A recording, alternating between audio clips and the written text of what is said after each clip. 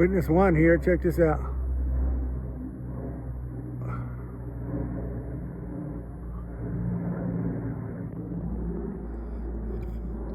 That was the fire planes. Fire season's about to kick off here, but they're monitoring still. They're scared of the fires this year. It's getting hot up here. So I was hanging out right here in the same spot last night. Right?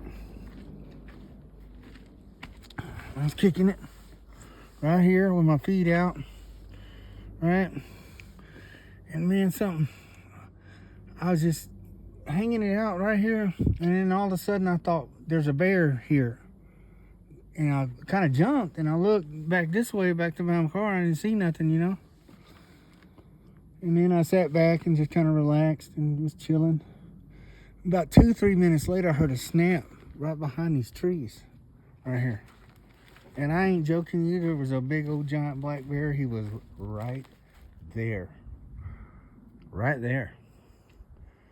And what was weird about the whole situation was something told me minutes before there was a bear. I already knew because I'd been down in these woods foraging for, I used to pick mushrooms. I know about edible mushrooms and stuff, and I know about these woods. Check it out. Look at how deadfall, all of it's like that down there. And so these bears, they come out in the spring through the summer, and in the fall they fatten up, and then they go hibernate.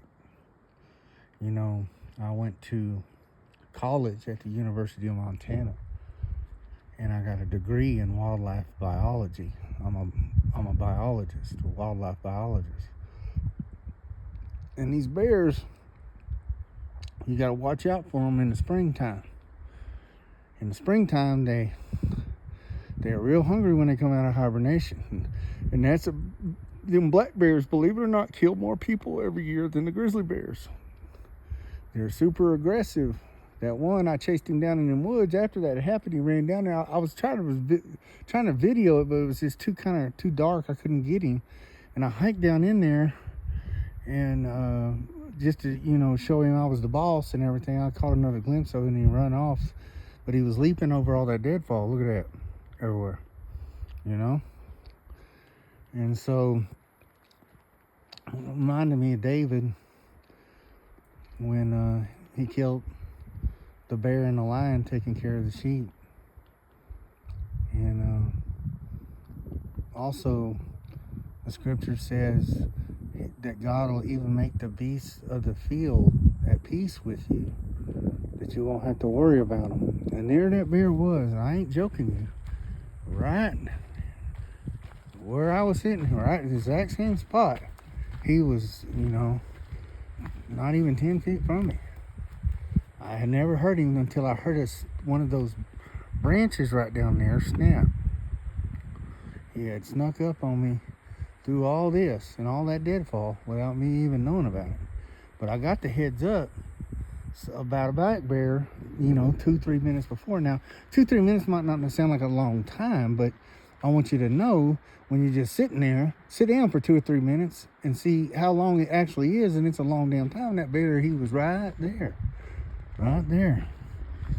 Reminds me, I was looking at that MK Ultra program the other day, and you guys, they were doing this animal pigeon with bombs thing, and I seen them doing down in Mexico, they have the fighting bulls where the guy gets out there with the red flag, and he spears the bull and tricks him with the flag, and they were putting computer chips in them. And I mean, this was some old footage, dude. Like back in the 60s, they were controlling the minds of those animals. Now, if they can do an MK Ultra on people and can control people's minds like they are with this hive mind mentality and everything, they can easily control these animals' minds and use them to monitor you and send back stuff to them. You got to remember that the government is 30-50 years ahead of us in technology. You got to remember that. Always remember that. So what happened in 1973 they had what we have now in the 70s. You get what I'm saying?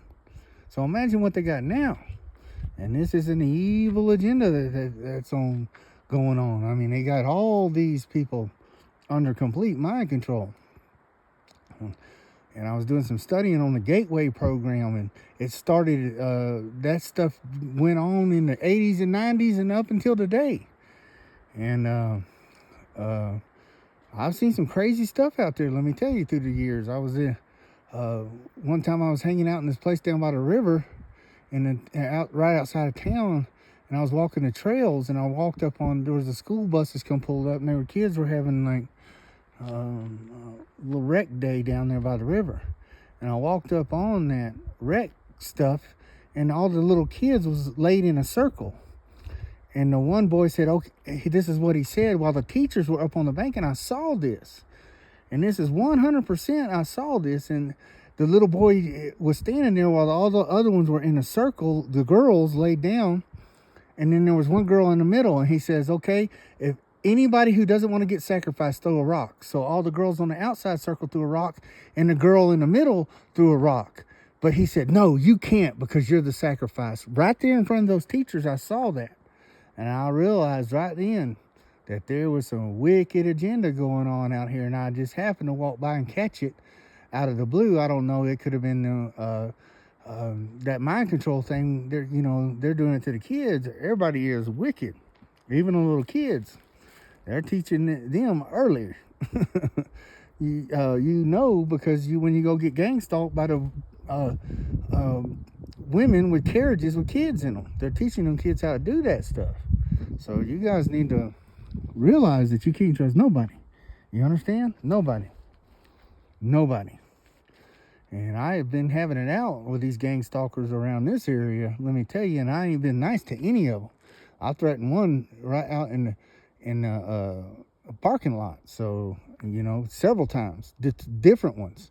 So, these guys are getting super aggressive, and, this agenda and everything is just, as evil as it can get. So you guys just need to be aware of it, and you need to get away from getting stalked all the time somehow, some way. I don't know how you're going to do it, because you're just stuck. And I know this, because I've been stuck so many times. But I just want you guys to just keep encouraged, because, God is a God of justice. He is. It says it over and over. And vengeance is mine, saith the Lord. And we got to remember that God didn't take Saul out from David's life for like 15 years, man. He let Saul go on and on. And, remember when Haman tried to put Mordecai on the gallows? Do you guys realize that Mordecai was homeless? He was always at the gate. He was homeless. While Esther was inside there cutting a fat hog in the butt, eating cream pies and stuff like that. Get what I'm saying? So it's tough on people of God, God used those gallows to hang Haman on that he built for Mordecai. And all Mordecai was a homeless guy. And what happened? He would not bow down to Haman when he saw him. Get it? The control. He wanted to control him. Even the homeless people. And he was so upset that Haman wanted to do that he wanted Mordecai dead. And that's what it's all about, the control. So it's another video for future. Just want you guys to know I love you. Keep your chins up and trust in the Lord. Bye.